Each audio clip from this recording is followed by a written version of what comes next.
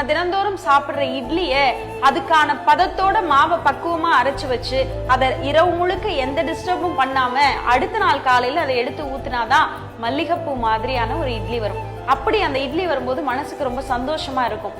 ஆனா அதே இட்லி மாவு ஐயோ நம்ம அரைச்சது நல்லா வந்திருக்குமா வரலையான்னு அதை எடுத்து எடுத்து நீங்க இரவு முழுக்க கிண்டி பார்த்துக்கிட்டே இருந்தீங்கன்னு வச்சுக்கோங்களேன், அடுத்த நாள் அதே இட்லி மாவு கல்லு மாதிரி ஆயிடும். இது எல்லாருடைய வாழ்க்கையிலயும் நம்ம சந்திக்கிற ஒண்ணு. ஒரு சாதாரண சமையலறையில நமக்கு கிடைக்கிற பாடம் இதுதான், நம்ம வாழ்க்கைக்கான பாடமும் கூட. என்னன்னு கேக்குறீங்களா? ஒண்ணும் இல்ல, ஏதாவது ஒரு காரியத்தை செஞ்சுட்டு ஐயோ அது வெற்றி கிடைக்குமா, ஐயோ அதுக்கான பலன் கிடைக்குமான்னு அதை பத்தியே சிந்திக்காம சந்தேகப்படாம மன நிறைவோட ஒரு விஷயத்த செஞ்சுட்டோம், அதுக்கான வெற்றி வரும் அப்படின்னு எப்படி இரவு முழுவதும் அதை எந்த டிஸ்டர்பும் பண்ணாம அடுத்த நாள் அதை பயன்படுத்தும் போது மிருதுவாக இருக்கிறதோ அதே மாதிரி உங்க செயல்களை அமைதியா செஞ்சுட்டு காத்திருங்கள். உங்களுக்கான கடமைக்கான பலன் நிச்சயமாக வந்து சேரும்.